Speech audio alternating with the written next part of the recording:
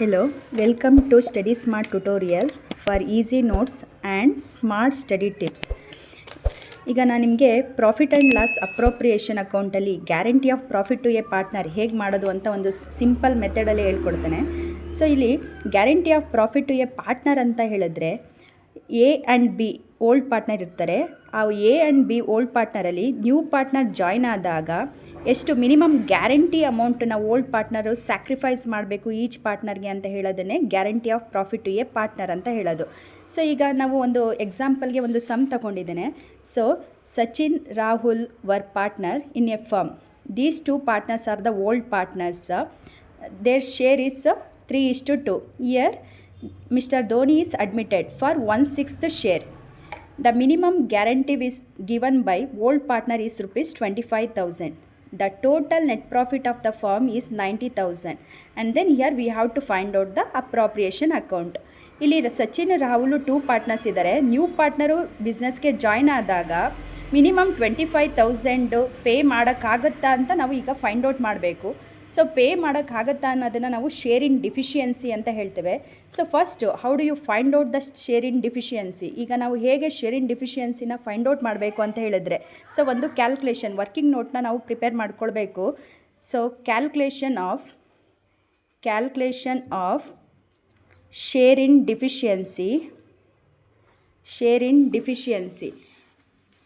So net profit is rupees 90,000 and Dhoni's share. Here Dhoni is new partner. Dhoni's share is 1/6. 90,000 into 1/6 is rupees 15,000. So ಫಾರ್ಮಲ್ಲಿ pay ಮಾಡಬೇಕಾಗಿರೋದು 25,000. But ಇಲ್ಲಿ ನಾವು minimum ಕೊಡೋಕ್ಕಾಗೋದೆಷ್ಟು 25, but ಇಲ್ಲಿ ನಮಗೆ value ಬಂದಿರೋದು ಎಷ್ಟಿದೆ 15,000. So ಇನ್ನು 10,000 ಶೇರ್ ಇನ್ ಡಿಫಿಷಿಯನ್ಸಿ ಅಂತ ಹೇಳ್ತೀವಿ. ಆ 10,000ನ ಯಾರು ಪೇ ಮಾಡಬೇಕು ಅಂತ ಹೇಳಿದ್ರೆ ಸಚಿನ್ ಆ್ಯಂಡ್ ರಾಹುಲ್. ಸೊ ಹೇಗೆ ಪೇ ಮಾಡ್ತಾರೆ ಆನ್ ದೇರ್ ರೇಷಿಯೋಸ್. ಸೊ 15,000 ಇದೆ share in deficiency and then 25,000 minus 15,000, 10,000 is the share in deficiency. The 10,000 is always distributed on their ratio 3/5 and 2/5 ratios. So ಎಷ್ಟು ಬರುತ್ತೆ 6,000 ಆ್ಯಂಡ್ 4,000. ಅಂದರೆ ಗ್ಯಾರಂಟಿ ಅಮೌಂಟು 25 ಪೇ ಮಾಡಬೇಕು, but ಇಲ್ಲಿ pay ಆಗಿರೋದು 15,000. ಇನ್ನು 10,000 different amount ಇದೆ. ಈ 10,000ನ ಹೇಗೆ ಪೇ ಮಾಡ್ತೀವಿ ಅಂದರೆ ರೇಷಿಯೋಸಲ್ಲಿ 3/5 2/5 ರೇಷಿಯೋಸಲ್ಲಿ ಕೊಡಬೇಕು. ಅಂದರೆ ಓಲ್ಡ್ ಪಾರ್ಟ್ನರು ನ್ಯೂ ಪಾರ್ಟ್ನರ್ಗೆ 6 ಪೇ ಮಾಡ್ತಾನೆ, ರಾಹುಲ್ಲು 4,000ನ ಪೇ ಮಾಡ್ತಾರೆ. ನೆಕ್ಸ್ಟು ಅಕೌಂಟನ್ನು ಪ್ರಿಪೇರ್ ಮಾಡಬೇಕು. Profit and loss appropriation account, particular amount and then particular amount.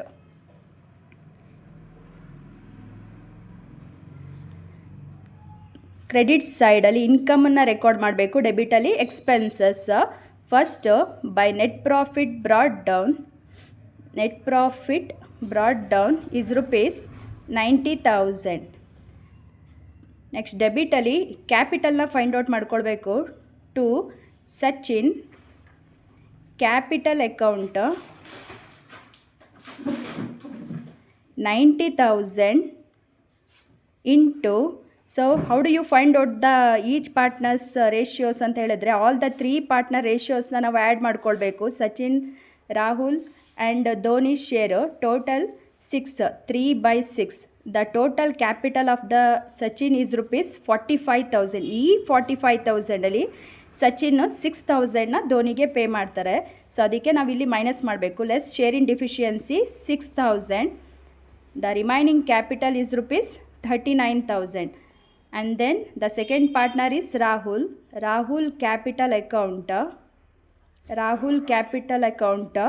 90,000 into Rahul share 2/6 30,000 less share in deficiency.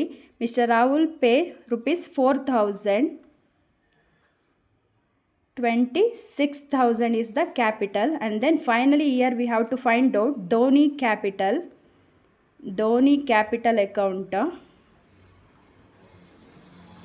90,000 into 1/6 15,000. ಇಲ್ಲಿ ಮಿಸ್ಟರ್ ಧೋನಿ ಕ್ಯಾಪಿಟಲ್ನ 2 ಪಾರ್ಟ್ನರಿಂದ ರಿಸೀವ್ ಮಾಡೋದ್ರಿಂದ ಆ್ಯಡ್ ಮಾಡ್ಕೊಳ್ಳಿ.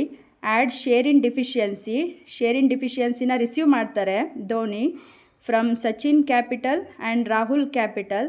The total is ₹6,000 plus 4,000. The total share in deficiency is ₹10,000. The total 25,000 is the guarantee amount. So appropriation correct ಇದೆ ಅಂತ ಗೊತ್ತಾಗೋಕ್ಕೆ ನಮಗೆ 25 ಕ್ವಶನಲ್ಲಿ ಇರೋಂಥ 25 ಇಲ್ಲಿ 25 ಬರಬೇಕು. ಈಗ ನೆಕ್ಸ್ಟು ಫುಲ್ ಟೋಟಲ್ ಮಾಡಿದಾಗ ಈಕ್ವಲ್ ಅಮೌಂಟ್ ಬರಬೇಕಾಗಿರುತ್ತೆ. So this is the profit and loss guarantee of profit to a partners.